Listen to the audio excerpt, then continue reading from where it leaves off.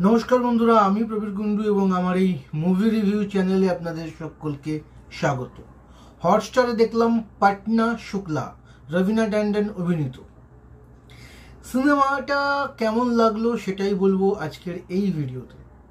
দেখুন, এটা তো মেইনলি একটা কোর্টরুম ড্রামা এবং কি ইস্যুর উপর তৈরি হয়েছে সেটা আমরা ট্রেলার দেখে বুঝতেই পারছি।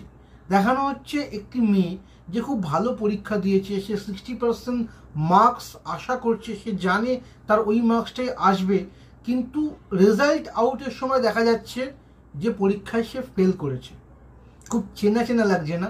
এরকম ঘটনা পশ্চিমবঙ্গে আপনারা অনেকবারই শুনেছেন, যে পাশ করেছে তার নাম কেটে তার রোল নাম্বার সরিয়ে সেখানে অন্য কারো নাম সরিয়ে দেওয়া। কিন্তু এই সিনেমার ঘটনা কিন্তু পশ্চিমবঙ্গের উপর কেন্দ্র করে নয়, এটাকে পাটনা বা বিহার ইউনিভার্সিটি ওখানকার একটা ইস্যু করে দেখানো হয়েছে। দেখানো হচ্ছে একজন পলিটিক্যাল লিডার যে ভোটে দাঁড়িয়েছে, সে পয়সা খাইয়ে নিজের রোল নাম্বারটা একটা গরিব মেয়ের সঙ্গে এক্সচেঞ্জ করিয়েছে এবং ওই মেয়েটি ফেল হয়ে গিয়েছে এবং এই পলিটিশিয়ান নেতা যে সে পাশ করে গেছে।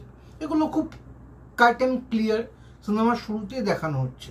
মূল লড়াইটা হচ্ছে যে কি করে সে কোর্টে প্রমাণ করবে, কি করে সেই লড়াইটা সে লড়বে এবং এই লড়াই লড়তে গিয়ে তার কি কি ক্ষতি হবে, কি কি বিপদের সম্মুখীন সে হবে, এটাই মূল গল্প। তো গল্প খুব চেনা, গল্পের যেরকমভাবে ট্রিটমেন্ট হয়েছে, উত্থান পতন, সেটাও খুব চেনা। আমরা সকলেই জানি যে এরপর এটা হবে, তারপর ওটা হবে, তারপর সেটা হবে, এবং কোর্টের আর্গুমেন্টগুলোও যে খুব বিশাল দারুণ কিছু সেরকমটা নয়। একটা অ্যাভারেজ সিনেমা। যারা কোর্টরুম ড্রামা দেখতে ভালোবাসেন, খুব চোখা চোখা সংলাপ হবে, দারুণ দারুণ কিছু একটা কিছু দাবি পেশ করবে, তার কিছু পাল্টা দাবি পেশ করবে, কিছু প্রমাণ, কিছু এই সমস্ত কিছু খুব বেশি আপনি বুদ্ধিদীপ্ত কিছু পাবেন না। খুবই অ্যাভারেজ একটা ঘটনা, খুবই ক্লিশে কিছু সংলাপ রয়েছে, তবে দেখতে ভাল লাগে কারণ অভিনয় খুব ভালো এবং গল্পের স্পিড খুব ভালো। আমার কোর্টরুম ড্রামা হিসেবে খুব একটা জমেনি। ইভেন যে ভিলেনকে দেখানো হয়েছে সেও খুব সফিস্টিকেটেড, মানে একটা পলিটিশিয়ান যে ভোটে দাঁড়িয়েছে, এই মামলার উপর ডিপেন্ড করছে সে ভোটে জিতবে কিনা, এবং সে লোকটা ভালো লোক নয়, খারাপ লোক, শয়তান। সে যেন সে তার শত্রুকে হালকাভাবে নিচ্ছে, ছেড়ে দিচ্ছে, এরকমটা হয় না। মানে এত বড় একটা বিপক্ষ, এত বড় পলিটিশিয়ান, এত তার রোয়াব, সে তো চুটকিতেই মেরে ফেলতে পারে এই মেয়েকে বা এই উকিলকে, এদেরকে, বা আরো বড় ক্ষতি করতে পারে।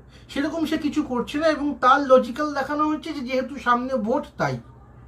কিন্তু আমার মনে হয় এখানে এই জায়গাটায় বড্ড একটু ক্লিশে লেগেছে, কারণ ভিলেন যদি আরও পাওয়ারফুল হতো, আরও যদি আরও ডমিনেট করতো এই রবিনা ট্যান্ডন ক্যারেক্টারটাকে, তানভি শুক্লাকে, এবং সেখান থেকে সে যদি উঠে আসতো লড়াইটা করে, তাহলে আরও বেশি বেটার লাগতো।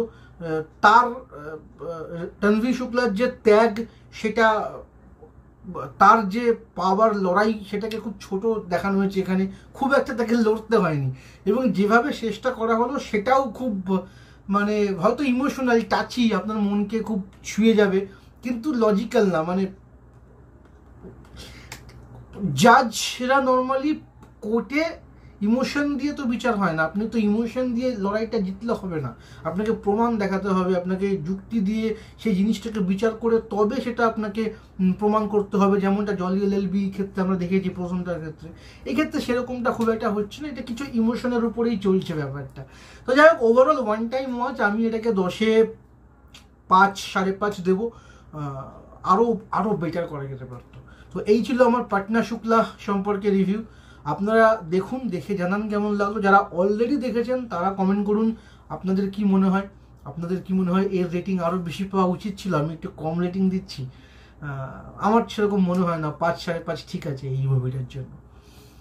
ধন্যবাদ, আজকের ভিডিও এই অবধি।